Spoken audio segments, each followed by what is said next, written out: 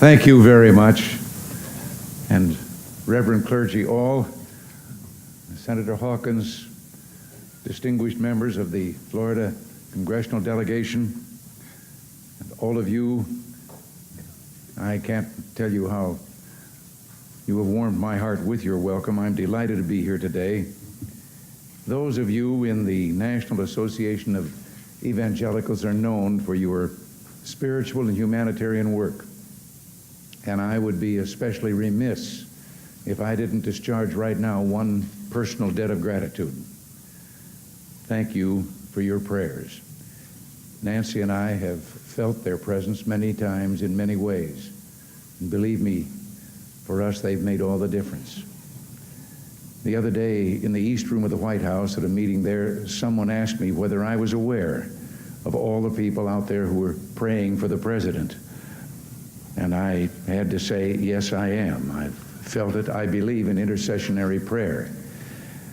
But I couldn't help but say to that questioner after he'd asked the question that, or at least say to them that if sometimes when he was praying he got a busy signal, it was just me in there ahead of him.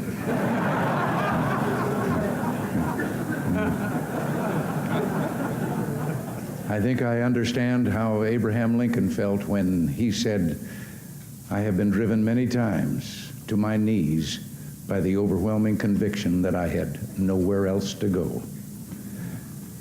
From the joy and the good feeling of this conference, I go to a political reception. Now, I don't know why, but that bit of scheduling reminds me of a story. Which I'll share with you. An evangelical minister and a politician arrived at Heaven's Gate one day together.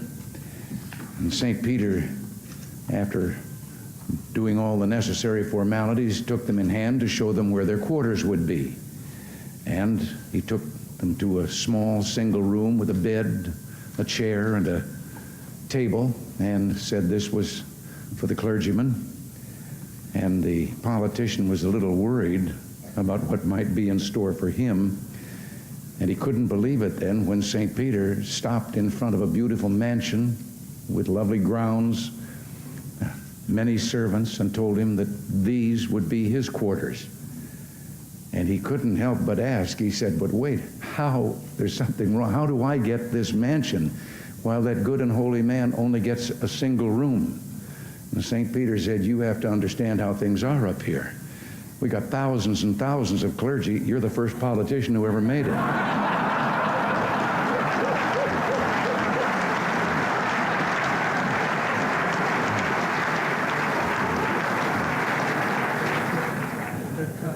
But I don't want to contribute to a stereotype.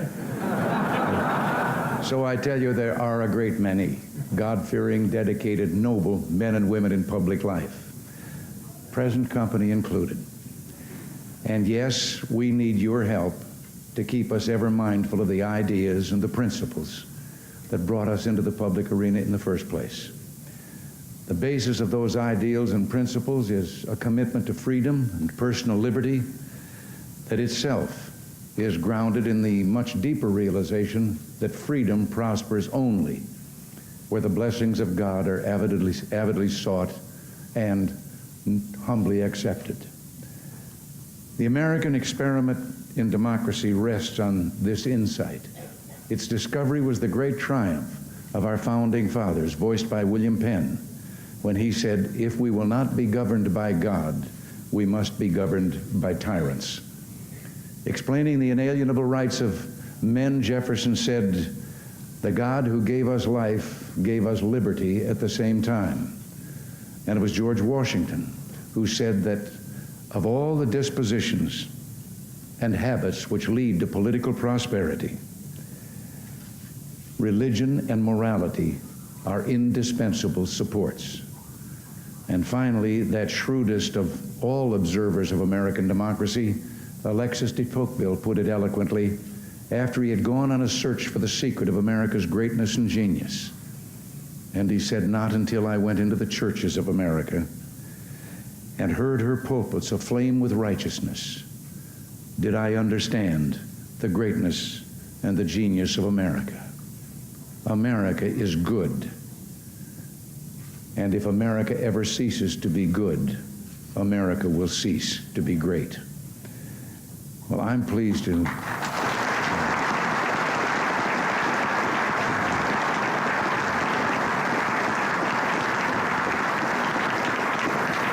I'm pleased to be here today with you who are keeping America great by keeping her good.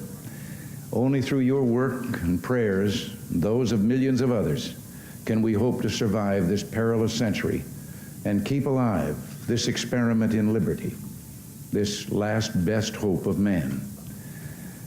I want you to know that this administration is motivated by a political philosophy that sees the greatness of America in you, her people, and in your families, churches, neighborhoods, communities, the institutions that foster and nourish values like concern for others and respect for the rule of law under God. Now, I don't have to tell you that this puts us in opposition to, or at least out of step with, a prevailing attitude of many who have turned to a modern-day secularism, discarding the tried and time-tested values upon which our very civilization is based. No matter how well-intentioned, their value system is radically different from that of most Americans.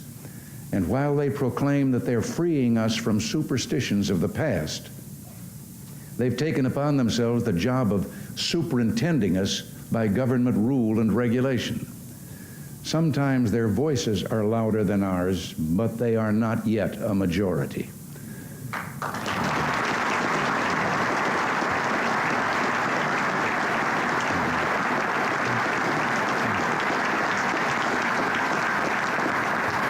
An example of that vocal superiority is evident in the controversy now going on in Washington. And since I've been involved, I've been waiting to hear from the parents of young America. How far are they willing to go in giving to government their prerogatives as parents?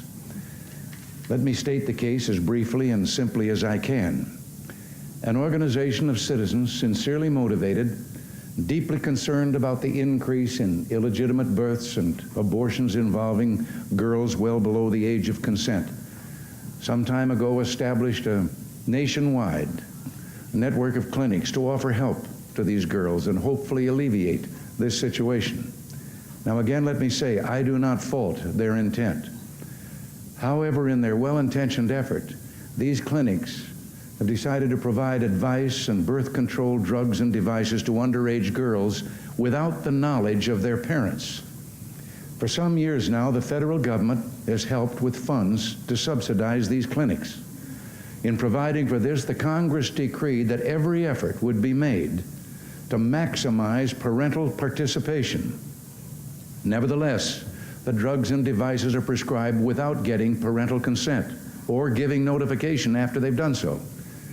Girls termed sexually active, and that has replaced the word promiscuous, are given this help in order to prevent illegitimate birth or abortion. Well, we have ordered clinics receiving federal funds to notify the parents such help has been given. One of the nation's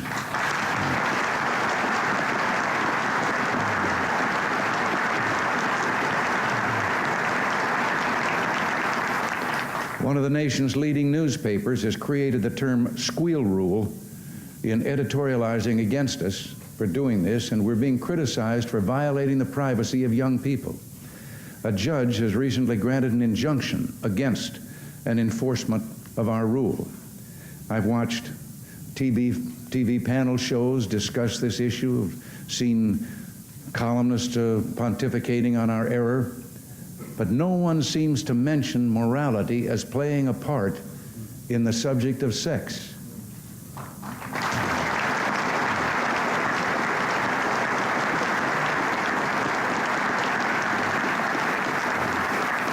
Is all of Judeo-Christian tradition wrong?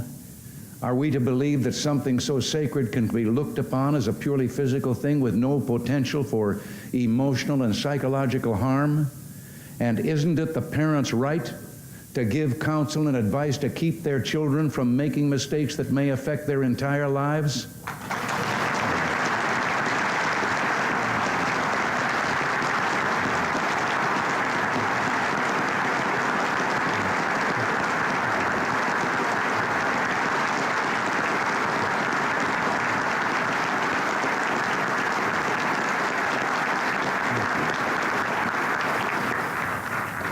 Many of us in government would like to know what parents think about this intrusion in their family by government.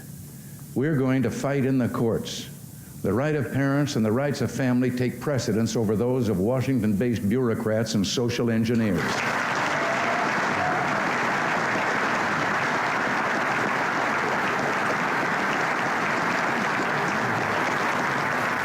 But the fight against parental notification is really only one example of many attempts to water down traditional values and even abrogate the original terms of American democracy.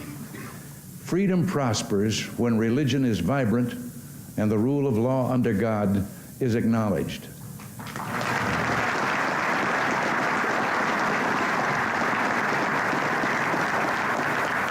When our founding fathers passed the First Amendment, they sought to protect churches from government interference. They never intended to construct a wall of hostility between government and the concept of religious belief itself.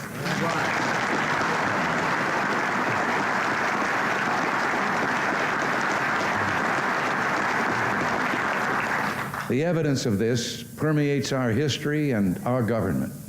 The Declaration of Independence mentions the Supreme Being no less than 4 times.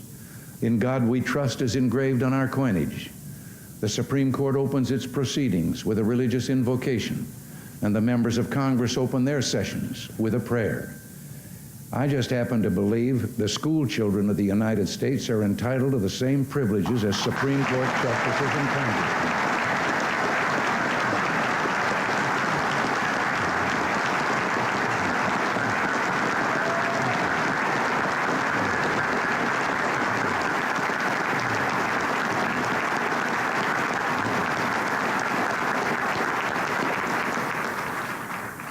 Last year, I sent the Congress a constitutional amendment to restore prayer to public schools. Already this session, there's growing bipartisan support for the amendment, and I am calling on the Congress to act speedily to pass it and to let our children pray.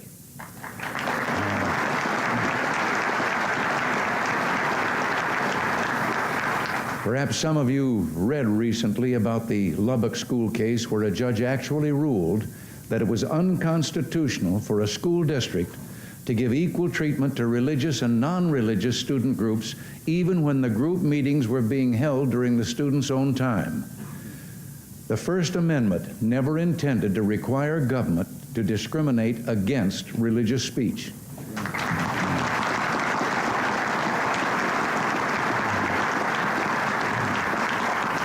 Senators Denton and Hatfield have proposed legislation in the Congress on the whole question of prohibiting discrimination against religious forms of student speech. Such legislation could go far to restore freedom of religious speech for public school students. And I hope the Congress considers these bills quickly, and with your help, I think it's possible we could also get the constitutional amendment through the Congress this year.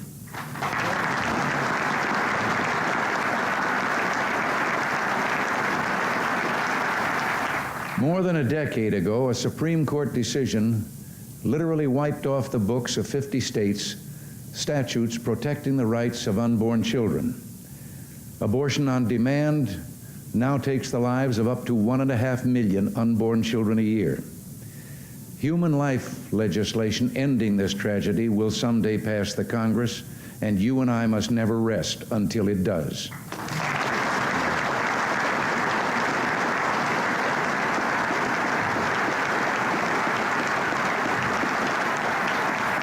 Unless and until it can be proven that the unborn child is not a living entity, then its right to life, liberty, and the pursuit of happiness must be protected.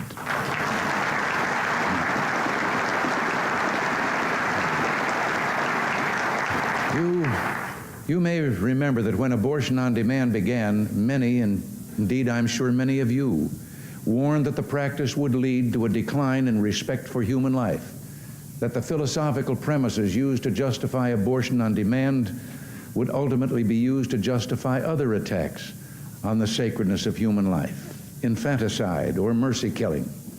Tragically enough, those warnings proved all too true. Only last year, a court permitted the death by starvation of a handicapped infant. I have directed the Health and Human Services Department to make clear to every health care facility in the United States that the Rehabilitation Act of 1973 protects all handicapped persons against discrimination based on handicaps, including infants.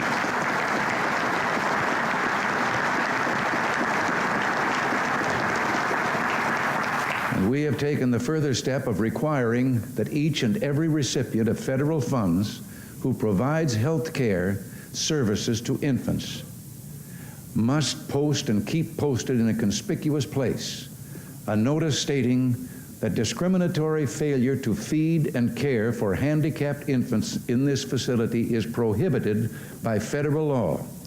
It also lists a 24-hour toll-free number so that nurses and others may report violations in time to save the infant's life.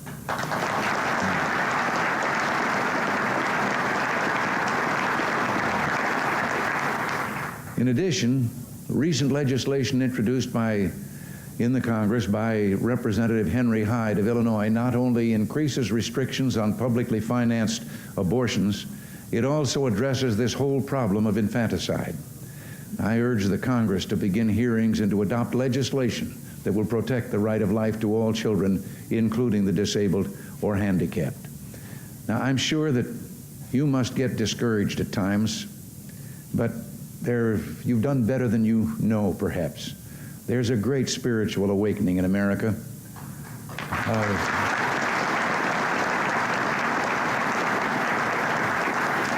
A renewal of the traditional values that have been the bedrock of America's goodness and greatness. One recent survey by a Washington-based research council concluded that Americans were far more religious than the people of other nations. 95% of those surveyed expressed a belief in God, and a huge majority believed the Ten Commandments had real meaning in their lives.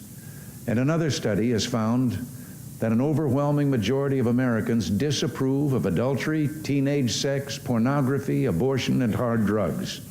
And this same study showed a deep reverence for the importance of family ties and religious belief.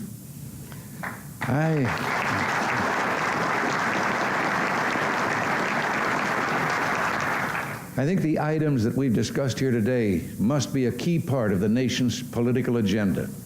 For the first time, the Congress is openly and seriously debating and dealing with the prayer and abortion issues, and that's enormous progress right there.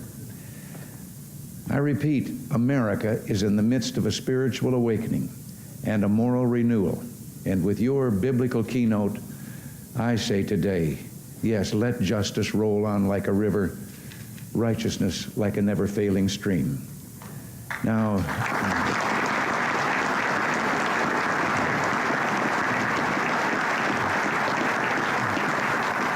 obviously, much of this new political and social consensus I've talked about is based on a positive view of American history, one that takes pride in our country's accomplishments and record.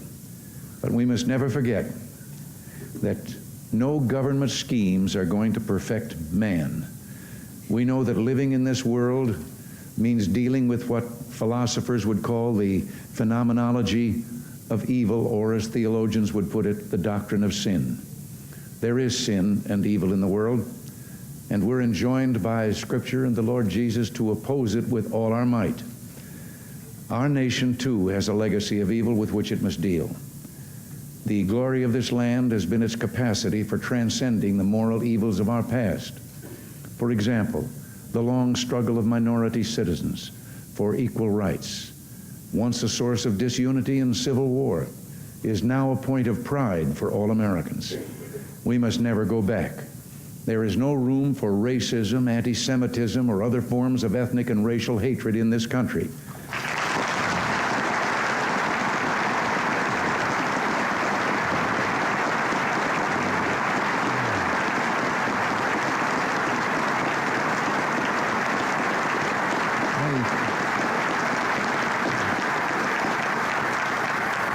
I know that you've been horrified, as have I, by the resurgence of some hate groups preaching bigotry and prejudice. Use the mighty voice of your pulpits and the powerful standing of your churches to denounce and isolate these hate groups in our midst. The commandment given us is clear and simple. Thou shalt love thy neighbor as thyself.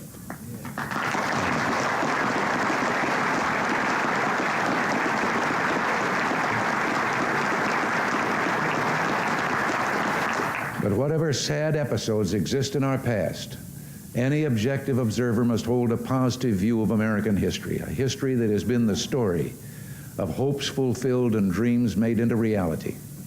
Especially in this century, America has kept alight the torch of freedom, but not just for ourselves, but for millions of others around the world. And this brings me to my final point today. During my first press conference as president, in answer to a direct question, I pointed out that as good Marxist-Leninists, the Soviet leaders have openly and publicly declared that the only morality they recognize is that which will further their cause, which is world revolution. I think I should point out I was only quoting Lenin, their guiding spirit, who said in 1920 that they repudiate all morality that proceeds from supernatural ideas, that's their name for religion, or ideas that are outside class conceptions. Morality is entirely subordinate to the interests of class war, and everything is moral that is necessary for the annihilation of the old exploiting social order and for uniting the proletariat. Well, I think the refusal of many influential people to accept this elementary fact of Soviet doctrine illustrates an historical reluctance to see totalitarian powers for what they are. We saw this phenomenon in the 1930s. We see it too often today. This doesn't mean we should isolate ourselves and refuse to seek an understanding with them. I intend to do everything I can to persuade them of our peaceful intent, to remind them that it was the West that refused to use its nuclear monopoly in the 40s and 50s for territorial gain, and which now proposes 50% cut in strategic ballistic missiles and the elimination of an entire class of land-based intermediate-range nuclear missiles.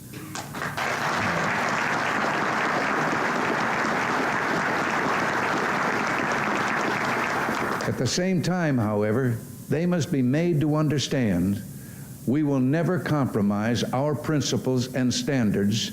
We will never give away our freedom. We will never abandon our belief in God.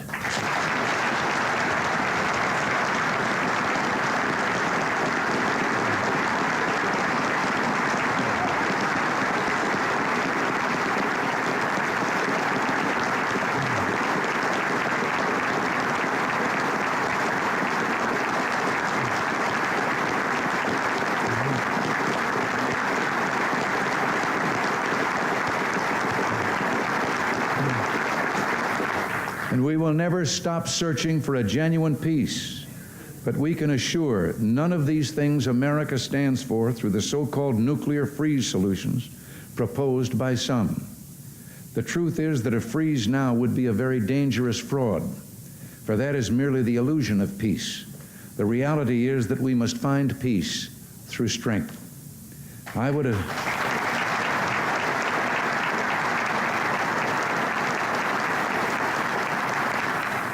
would agree to a freeze if only we could freeze the Soviets' global desires.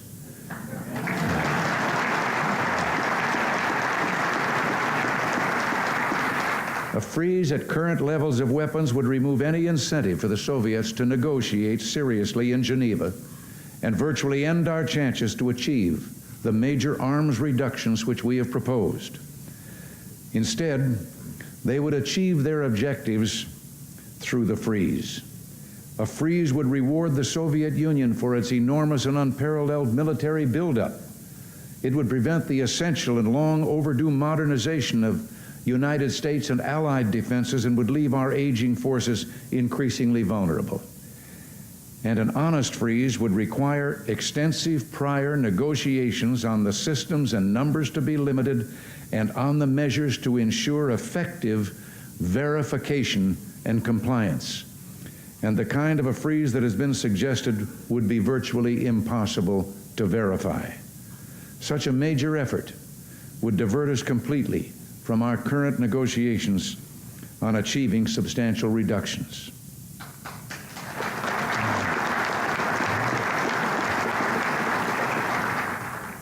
A number of years ago, I heard a young father, a very prominent young man in the entertainment world, addressing a tremendous gathering in California.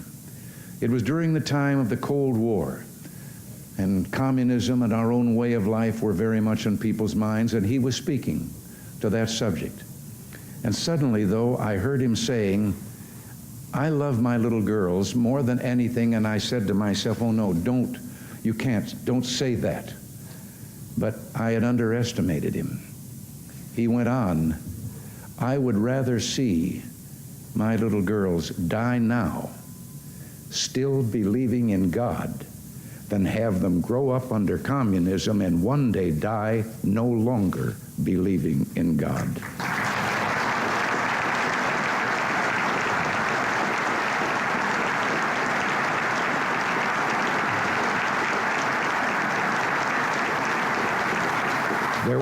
There were thousands of young people in that audience. They came to their feet with shouts of joy. They had instantly recognized the profound truth in what he had said with regard to the physical and the soul and what was truly important. Yes, let us pray for the salvation of all of those who live in that totalitarian darkness. Pray they will discover the joy of knowing God. But until they do, let us be aware that while they preach the supremacy of the state, declare its omnipotence over individual man, and predict its eventual domination of all peoples on the earth, they are the focus of evil in the modern world. It was C.S. Lewis who, in his unforgettable Screwtape letters, wrote, "The greatest evil is not done now in those sordid dens of crime that Dickens loved to paint. It is not even done in concentration camps and labor camps. In those we see its final result. But it is conceived and ordered, moved, seconded, carried, and minuted in clear, carpeted, warmed, and well-lighted offices by quiet men with white collars and cut fingernails and smooth-shaven cheeks who do not need to raise their voice." Well, because these quiet men do not raise their voices, because they sometimes speak in soothing tones of brotherhood and peace, because like other dictators before them, they're always making their final territorial demand, some would have us accept them at their word and accommodate ourselves to their aggressive impulses. But if history teaches anything, it teaches that simple-minded appeasement or wishful thinking about our adversaries is folly. It means the betrayal of our past, the squandering of our freedom.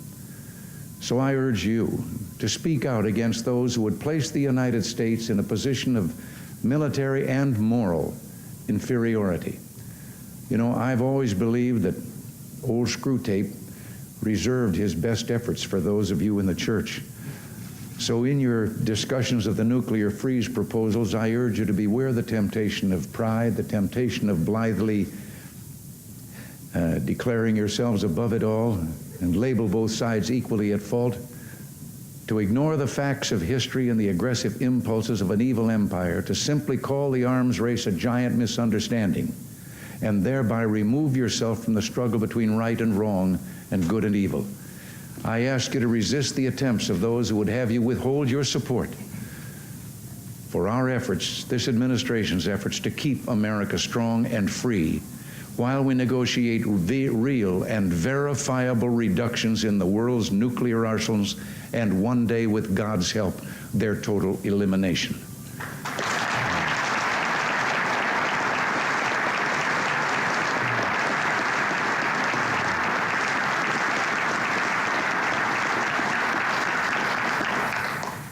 While America's military strength is important, let me add here that I've always maintained that the struggle now going on for the world will never be decided by bombs or rockets, by armies or military might. The real crisis we face today is a spiritual one. At root, it is a test of moral will and faith. Whittaker Chambers The man whose own religious conversion made him a witness to one of the terrible traumas of our time, the His Chambers case, wrote that the crisis of the Western world exists to the degree in which the West is indifferent to God, the degree to which it collaborates in communism's attempt to make man stand alone without God. And then he said, for Marxism-Leninism is actually the second oldest faith, first proclaimed in the Garden of Eden with the words of temptation, ye shall be as gods. The Western world can answer this challenge, he wrote, but only provided that its faith in God and the freedom he enjoins is as great as communism's faith in man. I believe we shall rise to the challenge. I believe that communism is another sad, bizarre chapter in human history whose last pages even now are being written. I believe this because the source of our strength in the quest for human freedom is not material but spiritual, and because it knows no limitation, it must terrify and ultimately triumph over those who would enslave their fellow man. For in the words of Isaiah, he giveth power to the faint, and to them that have no might he increased strength. But they that wait upon the Lord shall renew their strength. They shall mount up with wings as eagles. They shall run and not be weary.